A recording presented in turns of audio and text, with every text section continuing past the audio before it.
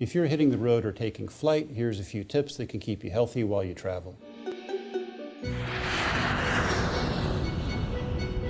I'm Dr. Christopher Sanford. I'm a family practice doctor, and I work here at the University of Washington, where I run a travel clinic.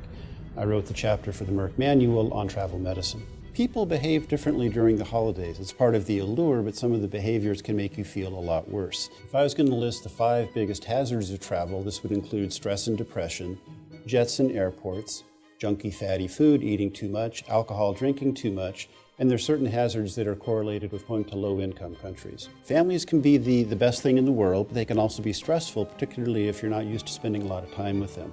So what I would not recommend doing is having a 12 or 15-hour session with family if you're not used to seeing them a lot.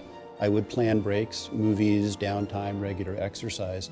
Also, a lot of people during travel tend to engage in holiday drinking, holiday eating, which can make you feel fairly god-awful. I might approach the holidays more like an athletic event where you actually rest up in advance, you make sure you get regular sleep, you drink minimally or not at all, and I think you will feel more clear and better able to deal with some of the stress of the holidays on a regular basis. Another hazard potentially with holiday travel is picking up infections on jets or airports. When they've done studies on who gets head colds and who gets influenza, going through jets and airports actually elevates your risk, something about the close quarters and being coughed on.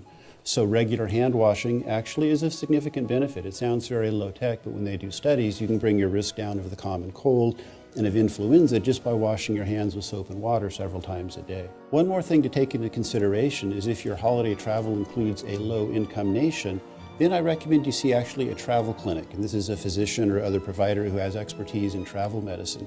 Topics that you'll talk about will include immunizations, which will be somewhat different than as if you were going to a high-income nation, malaria, medication, and maybe something for traveler's diarrhea should you get that. I think that traveling with a full list of your medications is a good idea. You want to travel also with a list of your physicians and their contact information.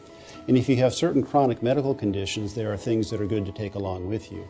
For example, if you've had a recent heart attack or other cardiac disease, probably traveling with an EKG is a good idea. Because if you get chest pain, what the ER doc is going to want to see is a recent EKG for comparison. It's a good idea to look at your previous year before travel. Anything that you've used on an as-needed basis, I would take with you. So for example, if you've used ibuprofen for headaches or Benadryl for an allergy, I would take some of that with you on the off chance that occurs during your holiday trip. What we recommend for medications is definitely that people carry it in their carry-on, because if you check it, you always have the risk of it going to the wrong continent. Similarly, I would always keep it in the original bottle you get it in from the pharmacy with the pharmacy name on it, so that there's no questions at customs and immigration.